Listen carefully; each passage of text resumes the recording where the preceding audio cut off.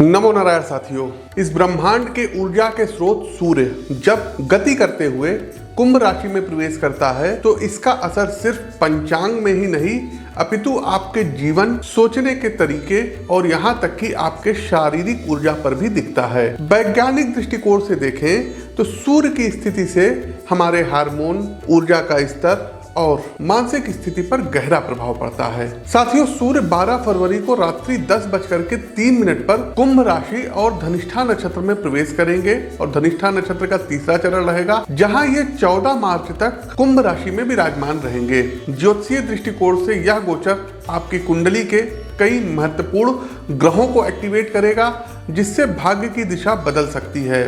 कभी जबरदस्त उछाल तो कभी नई चुनौतियों का सामना करना पड़ सकता है। मेष से लेकर के मीन राशि तक डिटेल में आज समझेंगे कि क्या आपकी राशि को मिलेगा नया अवसर या रहना होगा आपको सतर्क। क्या आपका करियर और फाइनेंस चमकने वाला है या फिर रिश्तों में आ सकती है हलचल।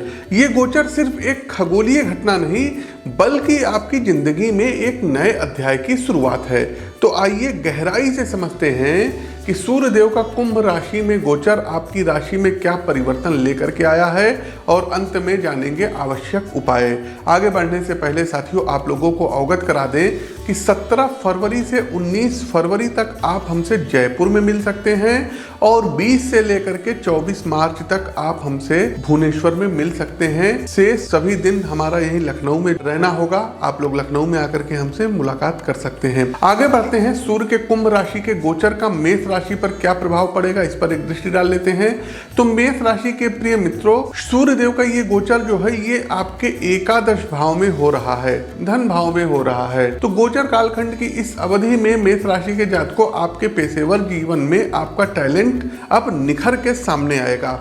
आप अपने वर्क प्लेस पर एक विजनरी थिंकर के रूप में स्थापित होंगे। ना सिर्फ आपके साथ काम कर रहे लोगों को आपकी दूरदेशी समझ से फायदा होगा बल्कि आपकी फर्म और स्वयं आपका कैरियर एक नई गति पकड़ेगा। आर्थिक मोर्चे पर समझदारी भरा निवेश और कमाए गए धन का उचित प्रबंधन आपको मजबूती दिलाएगा। अपनी परंपरागत आय के जरिए से हटकर किन्हीं अन्य माध्यमों से भी धन की आगत होगी। ये चीज आप लोग नोट कर लीजिएगा। छात्र वर्ग की बात करें तो गोचर कालखंड की इस अवधि पर उन पर विशेष प्रभाव पड़ेगा, कारण कि इस काल में न सिर्फ जरूरी मानसिक दृढ़ता और ऊर्जा मिलेगी बल्कि आपके अंदर अनुशासन और अपने जीवन के लंबे लक्ष्यों के प्रति जरूरी समझ का भी आपके अंदर विकास होगा। स्वास्थ्य के दृष्टिकोण से सब कुशल मंगल रहेगा। राम रक्षा स्तोत्र का पाठ करने से शत्रु भय का नाश हो सकता है। दूसरी राशि आती है टॉरस, जी हाँ, वृषभ राशि। देखिए, वृषभ राशि के बंधुओं, कार्यक्षेत्र में अपनी स्किल और काम करने के तरीकों में आप जबरदस्त सुधार करेंगे। पिछले कुछ दिनों से मानसिक स्तर पर आप काम के प्रति जो ध्यान की कमी का अनुभव कर रहे थे वो अब दूर होगा। एक साफ और स्पष्ट दृष्टि के साथ आप अपने प्रोजेक्ट्स में आगे बढ़ेंगे, जिससे कि कार्य को लेकर के आपके अधिकार में भी वृद्धि होगी। काम के प्रति डेडिकेशन का सीधा असर आपको अपने पद की उन्नति और वेतन की वृद्धि में दिखाई देगा। वित्तीय स्थिति में अच्छा सुधार होता दिख रहा है। धन का अलग अलग जगहों पर किया गया निवेश आपके बैंक बैलेंस में अच्छा सुधार करेगा। वृषभ राशि के मित्रों, देखिए, मेरी एक बात मानिएगा, अहंकार एक मात्र ऐसी चिंगारी है जो फलते फूलते पेड़ को भी क्षण भर में भस्म कर सकती है।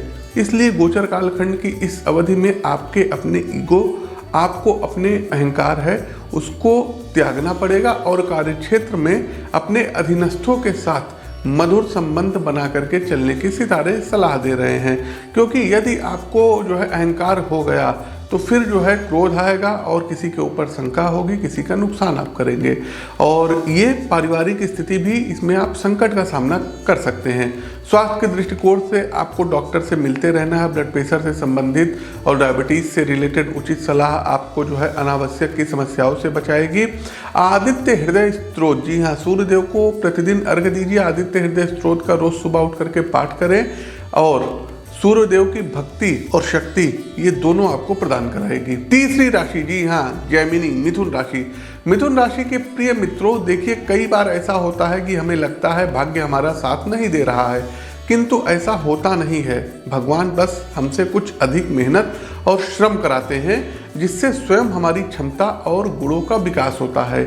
आप भी खुद को आध्यात्मिक, मानसिक और शारीरिक स्तर से निखारते रहिए, कारण कि गोचर कालखंड की इस अवधि में जो भी नया प्रोजेक्ट्स आपकी कंपनी, आपकी फर्म या सरकारी क्षेत्र में आपका विभाग इसमें शुरू होने जा रहा है, उसे अब आप ही लीड करेंगे।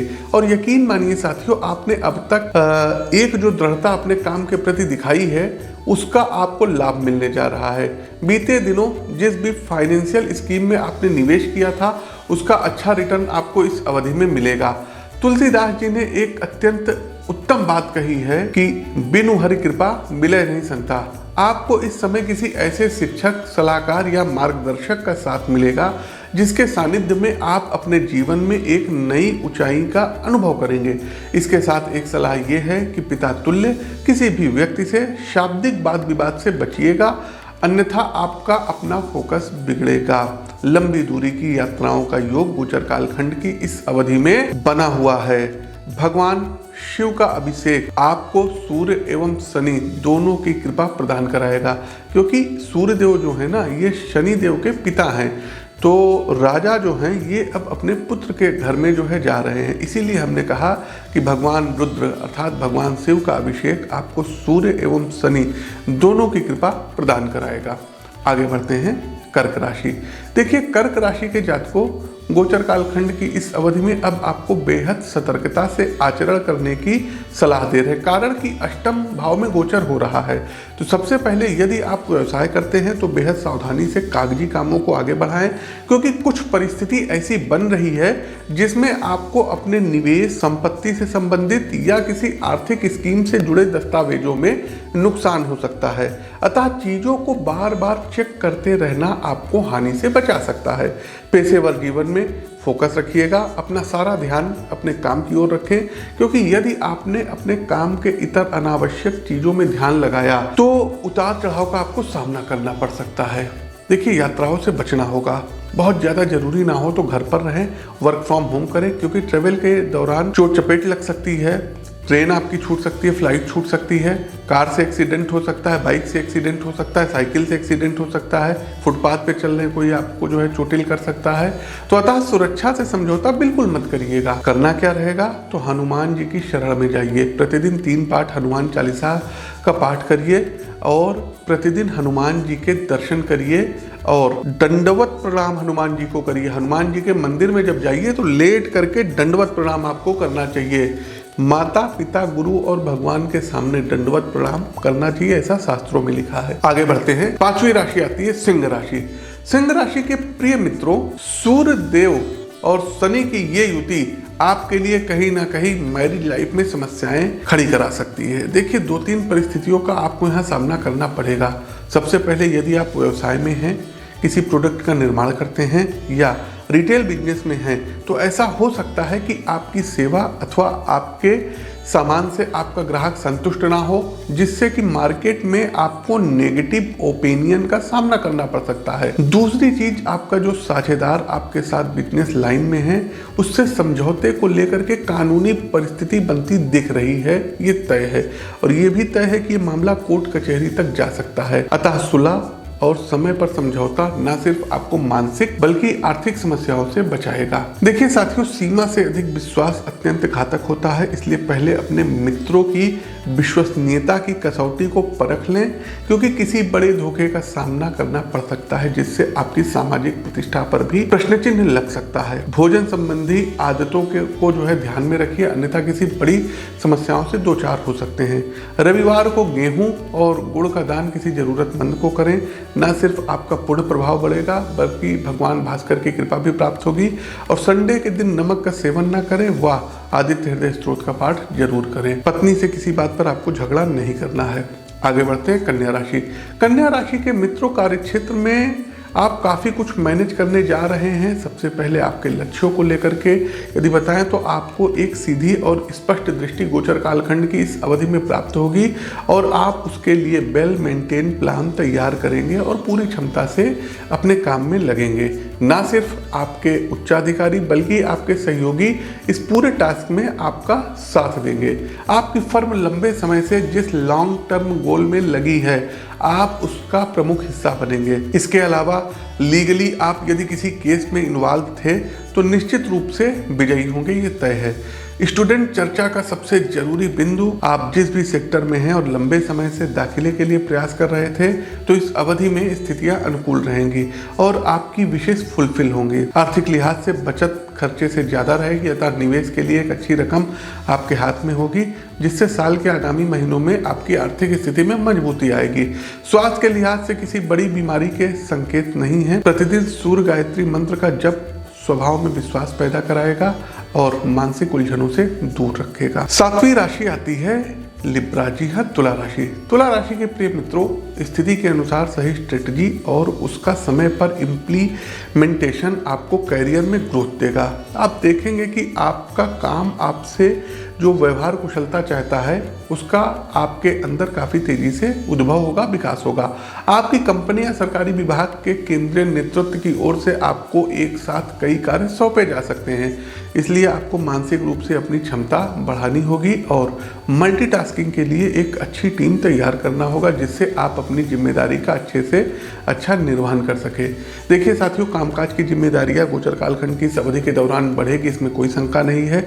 इसलिए इस बात की पूरी संभावना है कि निजी दाम्पत्य जीवन में समय की अनुपलब्धता के कारण तकरार बढ़े, अतः इस परिस्थिति को आपको समझदारी और संयम से संभालना होगा। स्वास्थ्य के लिहाज से बेहद सतर्क रहिएगा, क्योंकि समस्या लीवर से संबंधित आ सकती है, इसलिए कार्यस्थल पर घर के बने भोजन का ही प्रयोग करें। सूर्य नमस्कार न सिर्फ आपकी आध्यात्मिक उन्नति में सहायक होगा, बल्कि कार्य के लिए आवश्यक और शारीरिक ऊर्जा भी प्रदान करेगा। साथ ही साथ संडे वाले दिन फास्ट कर लीजिएगा और संडे के दिन गाय को रोटी में गुड़ मिला करके जरूर खिलाइए। आगे बढ़ते हैं स्कॉर्पियो वृश्चिक राशि। वृश्चिक राशि के प्रिय मित्रों, देखिए भावुक होना स्वाभाविक गुण है, किंतु कई बार भावनाओं की अधिकता हमारे अंदर एक प्रकार का संकुचन पैदा कर देती है। हम मानसिक रूप से शिथिल पड़ जाते हैं, जिसका न सिर्फ हमारे निजी जीवन बल्कि पेशेवर जीवन पर भी गहरा और नकारात्मक प्रभाव पड़ता है। गोचर कालखंड की इस परिस्थिति में भी ऐसे कई कारण बनेंगे जो आपको इमोशनली कमजोर करेंगे। आप देखेंगे वर्क प्लेस की इंटरनल पॉलिटिक्स से आपके अंदर एक निराशा व्याप्त होगी। आपने जिनके लिए बीते दिनों काफ़ी कुछ किया है, वही लोग आपके प्रोफेशनल प्रोफाइल को नुकसान पहुंचाएंगे। भावनाओं की कमजोरी आपके निजी जीवन को प्रभावित करेगी, लेकिन अगर आप एक फ्रीलांसर वर्कर हैं, आप घर से ही काम करते हैं, तो आप अपनी स्किल को एक नई धार देंगे। कैरियर रिलेटेड किसी नए कोर्स में एनरोल हो सकते हैं। स्वास्थ्य के लिहाज से भी सूर्य शनि की युति को ज़्यादा अनुकूल नहीं कहा जा सकता है। मानसिक रूप से स्वभाव में खींच होगी। ब्लड प्रेशर से संबंधित उतार चढ़ाव देखने को मिल सकते हैं। देखिए, शमी समयते पापनाशम, शमी पत्र से भगवान भोलेनाथ का अभिषेक करिए, नमः शिवाय मंत्र का जाप करिए और सूर्य देव के पौराणिक मंत्रों की एक माला प्रतिदिन जप करिए। सभी परेशानियों से जो है आप बाहर आ जाएंगे। आगे बढ़ते हैं सैजिटेरियस धनुराशि। धनुराशि के प्रिय मित्रों, क्रिएटिविटी मानव स्वभाव का अभिन्न अंग है और इस गोचर काल में भी आप देखेंगे धनुराशि के जातकों की कामकाज से जुड़े मसलों पर आपके अंदर जबरदस्त रचनात्मक गतिविधियों और विचारों का विकास होगा। आप अपने ऑर्गेनाइजेशन में कार्य संबंधी न सिर्फ नए विचारों को रखेंगे, बल्कि उसके लिए जरूरी रिसोर्स और आवश्यक प्रबंधन और प्रचार के लिए मीडिया को भी मैनेज करेंगे। भाग्य और भौतिक भोग एक दूसरे के पर्यायवाची हैं, अतः इस काल में आपको भाग्य की मजबूती का अनुभव होगा, जिससे आपके भौतिक सुख साधनों में भी वृद्धि होगी। बीते दिनों जो बजट सरकार की तरफ से पेश किया गया है, उसकी कई ऐसी नीतियां हैं जिसका लाभ आपको जो है स्पष्ट रूप से दिखेगा। आध्यात्म और यात्रा दोनों के संयुक्त योग बन रहे हैं। इसका सीधा अर्थ है परिवार के साथ किसी पवित्र तीर्थ का आप दर्शन करेंगे। गौ सेवा समस्त देवताओं की सेवा का और देवियों की सेवा का फल प्रदान करने वाली होती है, अतः गौ माता को यथासंभव गेहूं हो गया, गुड़ हो गया, लाल मसूर हो गया, ये रविवार के दिन जरूर खिलाइए और साथ ही साथ गाय के ऊपर आपको हाथ फेरना है। ठीक है, अगर गाय मारने वाली है तो उससे दूर रहिएगा। ये नहीं कि पंडित जी ने कह दिया तो आप उसके ऊपर, जो सीधी गाय होगी उसके ऊपर आप लोगों को हाथ फेरना है और प्रतिदिन सुबह उठ करके दोनों हथेलियों के दर्शन करिए, माता पिता का पैर छू करके आशीर्वाद लीजिए। आगे बढ़ते हैं कैप्रिकॉर्न मकर राशि। देखिए मकर राशि के मित्रों, आपके लिए परिस्थितियां अनुकूल और प्रतिकूल के बीच कहीं बीच रहने वाली है। जी हाँ, सबसे पहले पेशेवर जीवन कामकाज से संतुष्टि प्राप्त आपको नहीं होगी। आप पहले से जिस प्रोजेक्ट में जिस काम में लगे हुए हैं, हो सकता है वहाँ से हटकर आपको कहीं और शिफ्ट कर दिया जाए, जिससे कि अकस्मात आपको एक कार्य शून्यता का अनुभव होगा। नई जगह नए प्रोजेक्ट्स में आपको शुरुआत करने में थोड़ा समय लगेगा, अतः परेशान ना हो, बस दृढ़ता के साथ निरंतरता बनाए रखें। दूसरा साथियों, वाणी में बोलचाल, शब्द चयन, तर्क वितर्क से परिवार में विवाद की स्थिति बन सकती है। आपकी कई बातों को कहीं ना कहीं गलत तरीके से समझा जा सकता है, इसलिए यदि किसी मुद्दे पर बात हो रही है तो उसे पूरे अंत तक पहुंचाएं, जिससे गलतफहमी की गुंजाइश ना रहे। कान के कच्चे मत बनिएगा। वहीं स्वास्थ्य के लिहाज से अपने आँखों का, अपनी स्किन का और अपने पेट का विशेष ध्यान रखिएगा। मोबाइल लैपटॉप से दूरी बनाइए, ये न सिर्फ आँखों के लिए अच्छा होगा बल्कि आपकी ओवरऑल जो है लाइफ को भी बदल सकता है। भगवान भुवन भास्कर को नियमित रूप से जल दें और भगवती के 108 नामों का प्रतिदिन जप करें, आपके लिए बहुत आवश्यक है। बाकी अपनी कुंडली का विश्लेषण जरूर करवा लें। आगे बढ़ते हैं साथियों, हमारी अगली राशि आती है क्वायस अर्थात कुंभ राशि। कुंभ राशि के मित्रों, आपकी ही राशि में ग्रहाधिपति पधार रहे हैं, अतः भाई आपके लिए तो अशुभ कुछ हो ही नहीं सकता। सबसे पहले सभी सफलताओं के लिए सबसे जरूरी है आत्मविश्वास, वो आपको भरपूर प्राप्त होगा। आपके चेहरे से सूर्य की लालिमा झलकेगी, चिंताएं धुआं बनकर के इस अवधि में उड़ जाएंगी। पेशेवर जीवन में शासन और सत्ता में बैठे लोगों से गजब का आपका संपर्क बनेगा। सरकार से जिस भी जरूरी सहयोग की आपको अपेक्षा थी, वो स्वयं आपके द्वार तक चलकर आएगी। आपके अंदर सफल होने का जुनून व्याप्त हो जाएगा। ये कहना अतिशयोक्ति ना होगा कि आप एक साथ 10 व्यक्तियों का कार्य अपने विभाग में स्वयं कर सकते हैं, जिसके लिए आगे चल करके आपको पुरस्कृत भी किया जा सकता है, प्रमोशन भी प्राप्त होगा। स्वास्थ्य के लिहाज से रोग प्रतिरोधक क्षमता इतनी जबरदस्त होगी कि कोई भी बीमारी आपको 10 कदम दूर से भी देख करके भागेगी। निजी जीवन में साथी के साथ समझ और गर्मजोशी दोनों का विकास एक साथ होगा, अतः यहाँ भी आपको 100 में 100 नंबर दिए जाते हैं। करना क्या होगा? लक्ष्मीपति भगवान श्री विष्णु के सहस्त्र नाम का जप आपको अद्भुत आध्यात्मिक अनुभव प्रदान कराएगा, तो सब कुछ आपके लिए बेहतर है। आगे बढ़ते हैं, अंतिम राशि मीन राशि। मीन राशि के मित्रों, सबसे पहले आर्थिक पक्ष देखिए तो बीते दिनों जिस भी कारण से आप कर्ज तले दबे थे, अब उसका निराकरण होने जा रहा है। आपने विभिन्न माध्यमों से जो भी बचत की है, उससे आपको कर्ज की चिंता से मुक्ति मिलेगी। कामकाज के लिहाज से दबाव रहेगा। एक तय समय पर प्रोजेक्ट्स की डेडलाइन आपसे ओवरटाइम करा सकती है। इस कारण हो सकता है कि आपसे काम की क्वालिटी कॉम्प्रोमाइज हो जाए। इस बात का खास ख्याल रखिएगा कि गुणवत्ता में कोई कमी ना आए। देखिए, काम का दबाव बढ़ा रहेगा, इसलिए ऊर्जा अधिक व्यय होगी, अतः आपको अंत में एक खिन्नता का एहसास हो सकता है। वर्क प्लेस पर जो भी आपके मुकाबले आपका प्रबलतम प्रतिद्वंदी है, वो आपको कड़ी टक्कर देगा। हालांकि आप अंत में विजयी रहेंगे, लेकिन इस प्रोफेशनल वार में आपको मेहनत अब अधिक करनी होगी। स्वास्थ्य के लिहाज से चिंता जो है थोड़ी सी जो है समस्या का विषय बन सकती है, इसलिए वर्कलोड जो है कम लें। समय निकालकर किसी आध्यात्मिक कोर्स को ज्वाइन करें और प्रतिदिन यदि हो सके तो महामृत्युंजय मंत्र की एक माला का जप और नारायण कवच का पाठ जरूर करें।